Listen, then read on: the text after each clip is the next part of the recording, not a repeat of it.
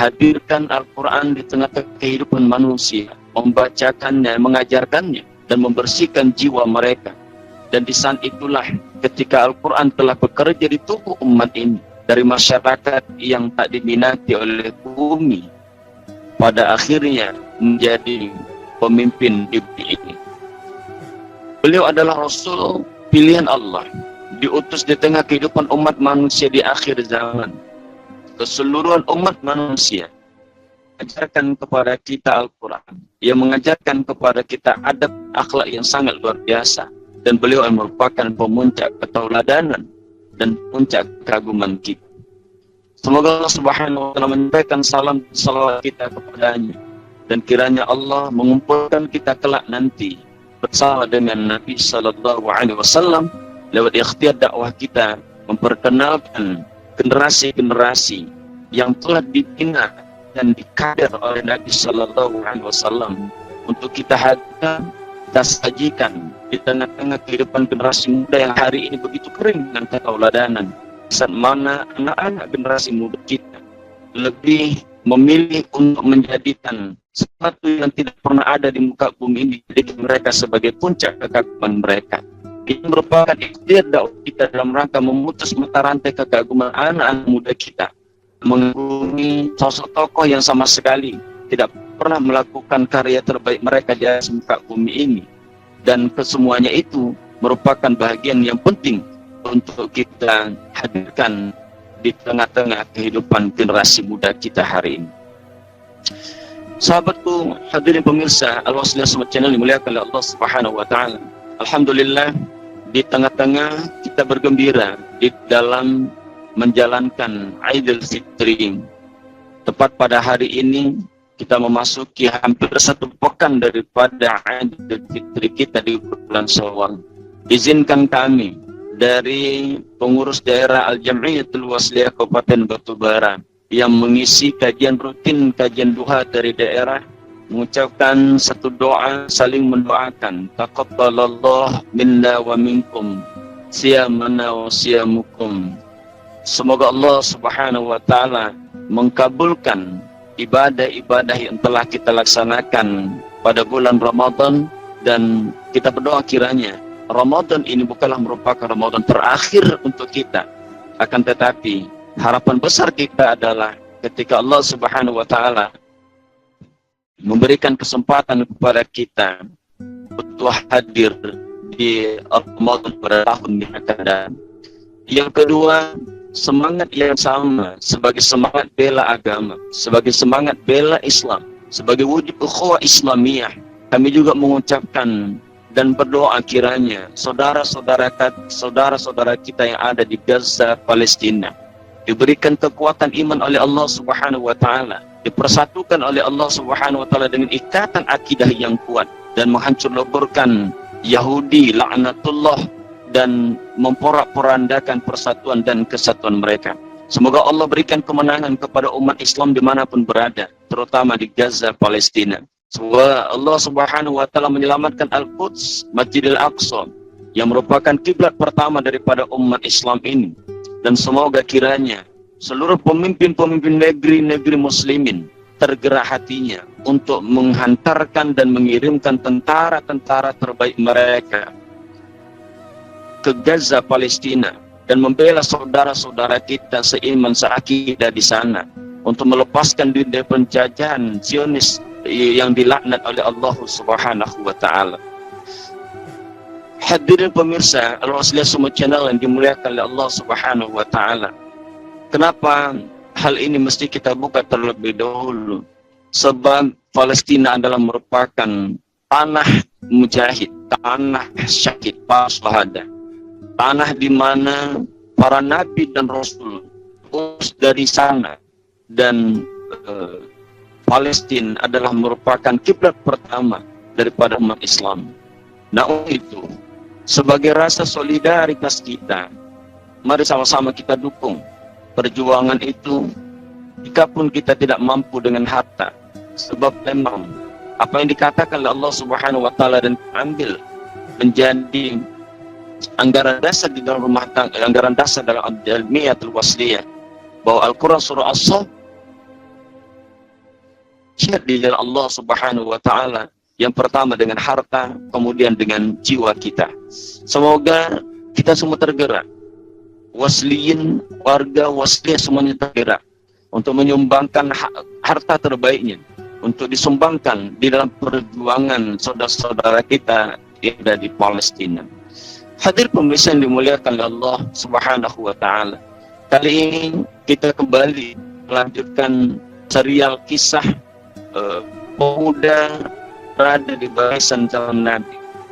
Sosok pemuda yang merupakan top sentral bersama dengan Nabi Sallallahu Alaihi Wasallam, dibimbing oleh, dikadir oleh Nabi, dibentuk oleh Nabi Sallallahu Alaihi Wasallam, sehingga pada awalnya mereka ada yang berada di dalam kezaliman, kemudian mereka hijrah dan selanjutnya mereka menjadi orang yang alim dan memberikan kontribusi yang terbesar bagi agama ini.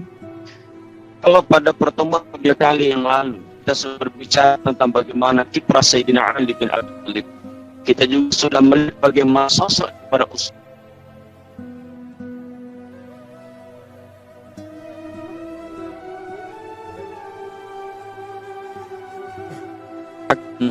pemuda Nabi berjuang bersama Nabi Sallallahu Alaihi Wasallam, dan mereka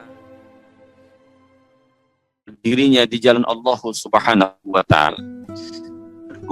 Pemirsa Allah Subhanahu wa taala.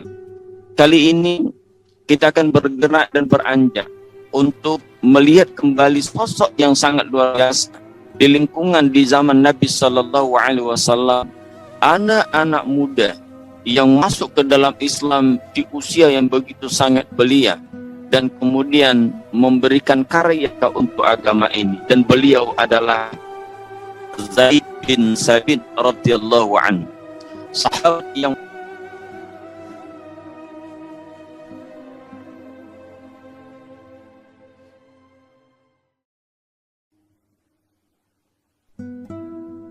sudah menoreh dalam rangka untuk menegakkan Islam umat muslimin. Begitulah Nabi Sallallahu Alaihi Wasallam membangun sistem tetap berjalan. Sosok yang terus tidak ada Allah Subhanahu wa taala ini. Pemuda-pemuda hebat ini merupakan didikan Nabi Sallallahu Alaihi Wasallam, dan mereka lah sebagai pelanjut estafet kepemimpinan Nabi, pelanjut estafet daripada dakwah risalah Islamiyah, sehingga Islam berkembang begitu pesat maju di tangan mereka, dan di tangan anak-anak muda tersebut maka Islam ini menjadi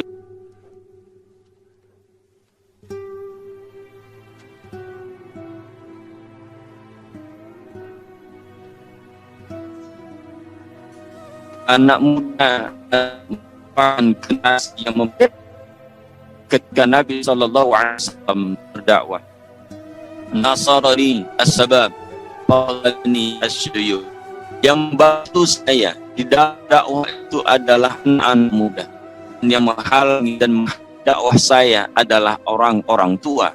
Itulah penghargaan betapa sesungguhnya anak muda dalam pandangan Nabi Sallallahu Alaihi Wasallam menempatkan posisi yang begitu istimewa. Maka pantas dan wajar jika anak-anak muda pada masa itu merupakan generasi yang terbaik yang pernah ada di permukaan bumi ini. Sahabatku, menghidup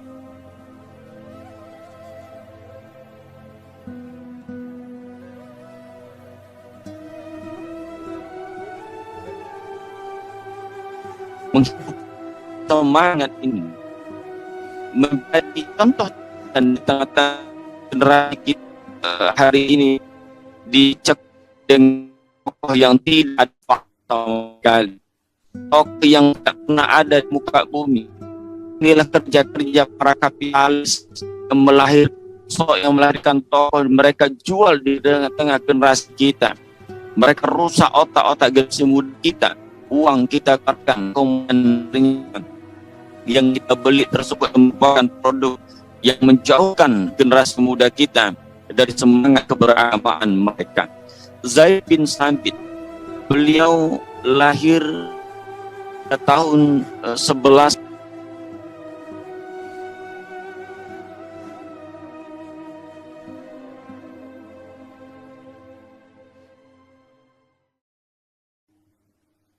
yang diamanahkan oleh Nabi Shallallahu Alaihi Wasallam untuk mencatat dan menerjemahkan apa yang diinginkan oleh Nabi Shallallahu Alaihi Wasallam, sehingga sahabat pemirsa yang dimuliakan oleh Allah Subhanahu Wa Taala, sosok Zaid bin Sabit radhiyallahu anhu ini merupakan sosok yang sangat luar biasa.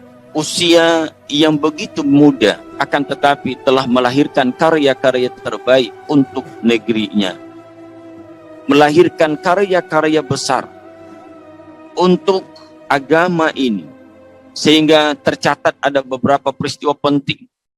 Beliau tatkala terjadi perang Badar berusia 13 tahun, namun semangat beliau untuk berjihad di jalan Allah, membela agama Allah, melawan ketertindasan, dan mau memerdekakan diri mereka dari keterkungkungan dunia yang sempit menuju keluasan daripada akhirat, menghadirkan kemerdekaan di dalam berakidah sehingga mereka tidak terkungkung dengan kekufuran dan kemusyrikan. Maka beliau pun minta izin kepada Nabi Shallallahu Alaihi Wasallam, meskipun pada akhirnya Rasul tidak mengizinkan Zaid bin Sabit untuk ikut serta di dalam perang Badar. Beliau pun taati perintah daripada Nabi dan beliau bersabar, sehingga sebab pada saat itu usia beliau masih 13 tahun. Bayangkan hadirin pemirsa, sahabatku yang dimuliakan oleh Allah, anak di usia 13 tahun tapi semangat bela agamanya sangat luar biasa. Artinya apa? Meskipun secara fisik mungkin beliau begitu sanggup dengan semangatnya, akan tetapi Rasulullah memberikan pertimbangan yang lain, sehingga ada jeda waktu yang dapat dimanfaatkan oleh Zaid bin Sabit untuk bisa lebih mematangkan dirinya tatkala berhadapan dalam sebuah peperangan. Namun ketika terjadi perang Uhud, maka disitulah di usia beliau 14 tahun, Zaid bin Sabit meminta kepada Rasulullah Sallallahu Alaihi Wasallam, dan beliau katakan, ya Rasulullah, jangan engkau tolak aku untuk ikut berperang sebagaimana engkau menolak aku tatkala di dalam perang Badar. Maka Rasulullah Sallallahu Alaihi Wasallam pun melihat semangat anak muda ini begitu sangat luar biasa. Rasul pun mengabulkan permintaan daripada Zaid bin Sabit. Namun ada batasan-batasan tugas yang diberikan oleh Rasulullah Sallallahu Alaihi Wasallam kepadanya. Tugasnya tidak berada di garis yang terdepan, tapi tugasnya adalah mencatat berapa pasukan-pasukan di dalam peperangan tersebut yang gugur dalam keadaan syahid. Sehingga Nabi pun berpesan kepada beliau untuk melihat bagaimana kondisi salah seorang daripada sahabat Nabi. Katakan kepadanya bahwa aku titip salam kepadanya, dan Rasul bertanya tentang bagaimana kabar engkau. Maka Zaid bin Sabit pun setelah selesai peperangan, beliau pun menelusuri mayat-mayat yang ada, para syuhada yang ada. Maka beliau dapatilah sahabat Nabi ini dengan 70 tusukan, dengan 70 hantaman peluru daripada musuh. Dan beliau tanyakan, Rasulullah titip salam kepada engkau. Dan Rasulullah bertanya, bagaimana keadaan engkau? Apa yang dikatakan oleh para sahabat yang mulia? Beliau katakan bahwa semoga salam dan salawat senantiasa tercurahkan kepada Nabi dan kepadamu. Katakan kepada Rasul, aku dalam keadaan baik-baik saja. Sesungguhnya tidaklah sebuah kebahagiaan bagi orang-orang Ansor tatkala Rasulullah Sallallahu Alaihi Wasallam dibiarkan mereka terluka sementara mereka masih tetap hidup. Maka setelah diucapkan itu, sahabat Ansor tersebut pun wafat, mati di jalan Allah Subhanahu wa Ta'ala. Allahu Akbar. Sahabatku pemirsa Al-Wasliyah Semua Channel yang dimuliakan oleh Allah Subhanahu wa Ta'ala, Zaid bin Sabit, kiprahnya di dalam sejarah peradaban agama ini begitu sangat luar biasa. Beliau dipercaya oleh Nabi Sallallahu Alaihi Wasallam sebagai seorang pemuda yang cerdas, pemuda yang alim, pemuda yang memiliki talenta yang begitu sangat luar biasa. Kecerdasan otak melebihi daripada kecerdasan pemuda-pemuda yang lainnya, sehingga beliau diberikan kepercayaan amanah oleh Nabi Sallallahu Alaihi Wasallam untuk menerjemahkan ketika ada delegasi-delegasi yang datang, delegasi asing yang datang. Dan sebelum sampai kepada hal tersebut, Zaid bin Sabit pun diperintahkan oleh Nabi untuk belajar bahasa-bahasa asing tersebut. Beliau belajar bahasa asing. Bayangkan, selama 14 hari beliau sudah mampu menguasai bahasa Ibrani. Selama 18 tahun beliau sudah mampu menguasai bahasa yang lainnya. Sehingga kenapa kita penting dalam bahasa ini? Sebab Nabi begitu paham betul bahwa sesungguhnya ketika seseorang menguasai bahasa, maka dia akan tahu apa yang menjadi maksud dan tujuan daripada orang tersebut. Maka Zaid bin Sabit merupakan penterjemah terbaik Nabi SAW.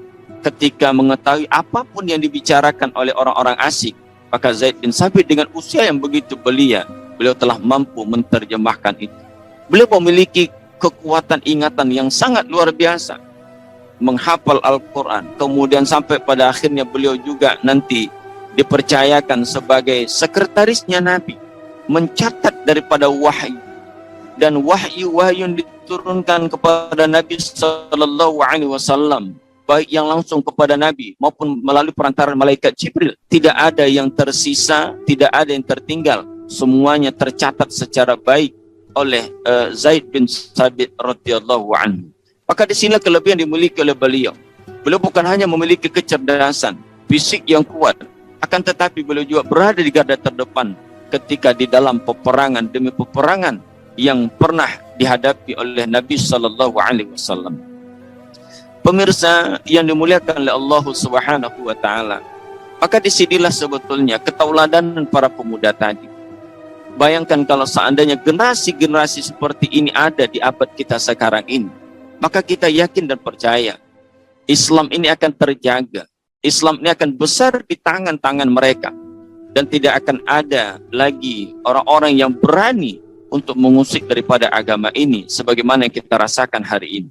Nah, untuk itulah semangat kita di dalam melakukan kajian ini, tujuan terbaiknya tidak lain adalah untuk menukar kembali ketauladanan idola yang selama hari ini dirasakan oleh anak-anak muda kita dengan sebuah contoh tauladan yang dapat yang ada pada masanya dan dapat kita contoh dan kita terapkan pada masa kita sekarang ini.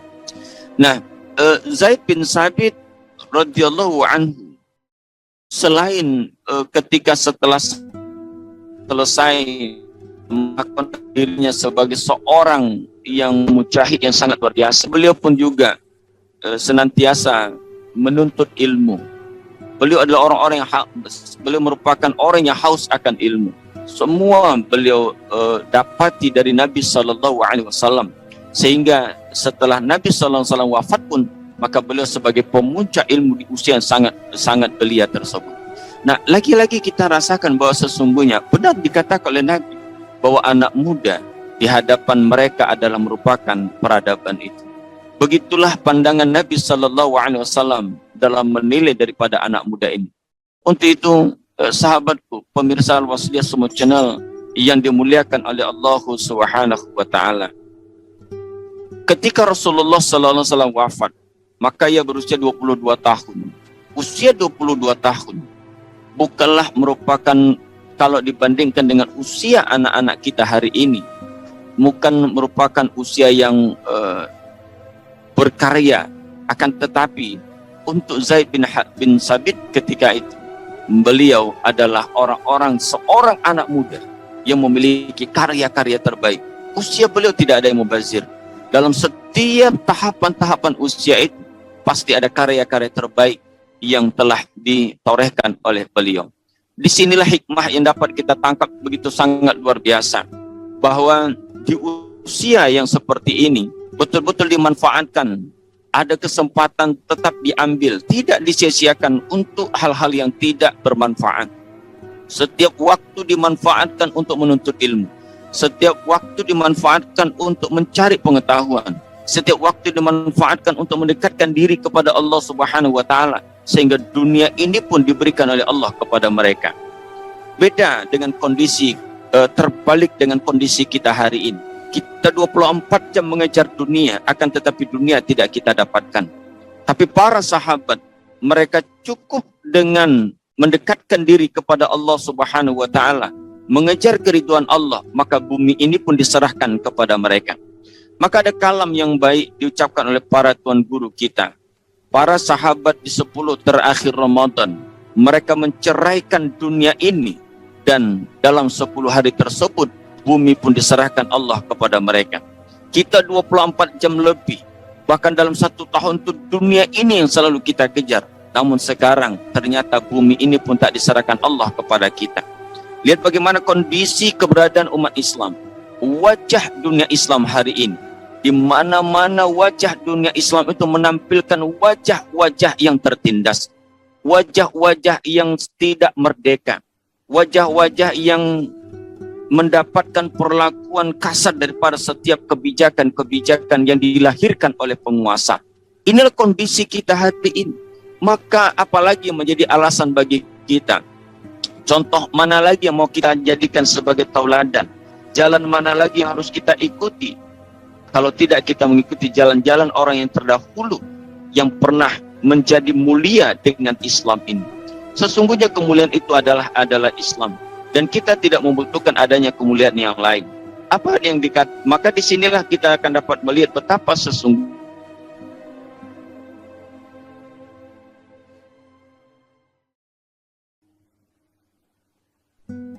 puncak dalam segala hal dikenakan mereka memang dididik oleh Nabi Sallallahu Alaihi Wasallam. Inilah langkah dan jalan yang paling tepat sebetulnya di tengah kondisi kehidupan kita hari ini, di saat mana kita tidak lagi mendapatkan satu generasi yang melahirkan karya-karya terbaik mereka untuk agama ini. Maka disinilah momentum penting bagi kita kembalikan dalam rumah tangga kita. Kita jadikan kembali Al-Jam'iyatul Wasliyah sebagai wadah dalam rangka untuk melahirkan kader-kader generasi muda Islam yang mumpuni, kader-kader muda Islam yang militan, yang cinta kepada agamanya, yang paham dia bagaimana, kepada siapa dia mesti berwala, kepada siapa dia mesti barra, sehingga kita tidak akan dapat lagi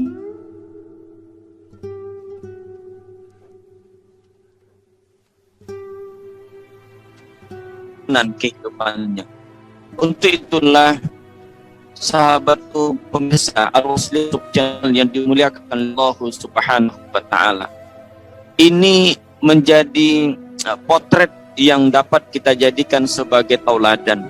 Di sini sebetulnya pembinaan itu, di sini sebetulnya rahasia kebangkitan daripada umat itu. Umat ini tidak akan bangkit ketika kita hanya sekedar berdebat-debat saja. Umat ini tidak akan pernah bangkit apabila kita bercokol antara satu dengan yang lainnya. Umat ini tidak akan pernah bangkit dan tak melahirkan sebuah peradaban apabila di antara sesama umat Islam itu saling mencurigai, terkotak-kotak, kemudian saling menganggap dirinya yang paling benar, menganggap orang lain tidak benar, saling fitnah, saling sikut, yang kesemua itu sama sekali tidak menguntungkan bagi keberadaan Islam ini.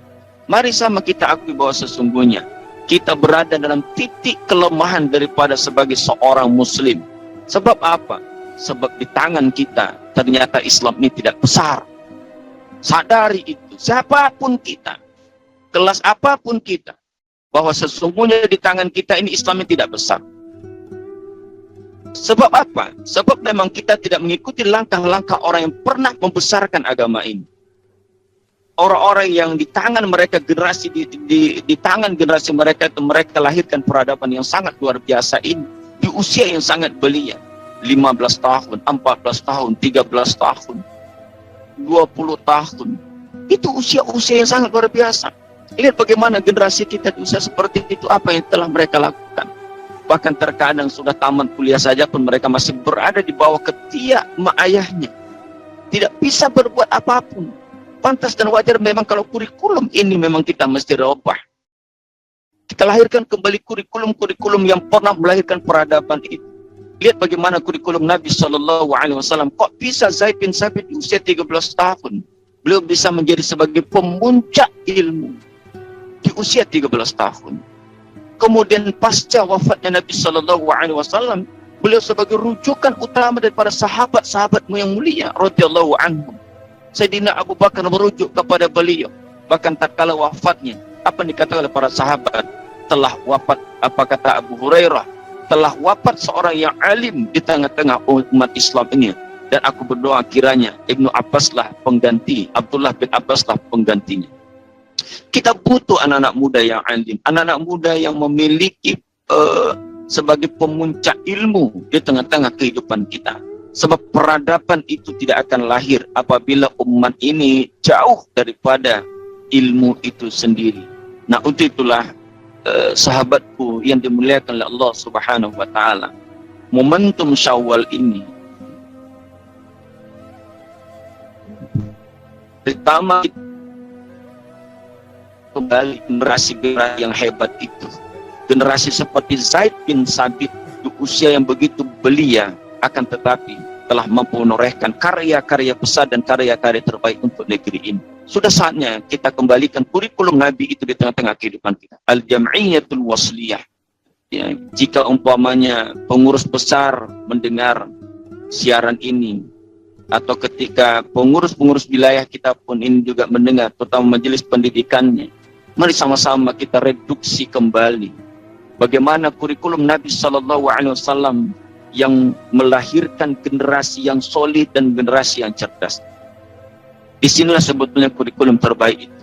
Sehingga pada akhirnya semangat kita dan cita-cita kita untuk melihat betapa di tangan generasi hari ini Islam itu akan besar, itu tidak bisa terlepas dari bagaimana kita mengkader-kader mereka tadi. Bagaimana kita mencetak kader-kader terbaik itu. Nah, semoga Allah Subhanahu wa taala memberikan kesempatan kepada kita untuk menyaksikan generasi-generasi terbaik. Boleh jadi generasi itu adalah anak-anak kita. Generasi-generasi kita adalah merupakan anak-anak muda kita yang lahir dari rahim istri kita, yang lahir dari rahim istri kita yang terbaik. Dan itu bukan sesuatu yang tidak mungkin. Memang kondisi hari ini memang tingkat kezaliman yang begitu tinggi. Akan tetapi para alim mengatakan bahwa tatkala kezaliman itu sudah sampai kepada puncaknya, maka percayalah bahwa sesungguhnya masa runtuhnya sudah semakin dekat adanya.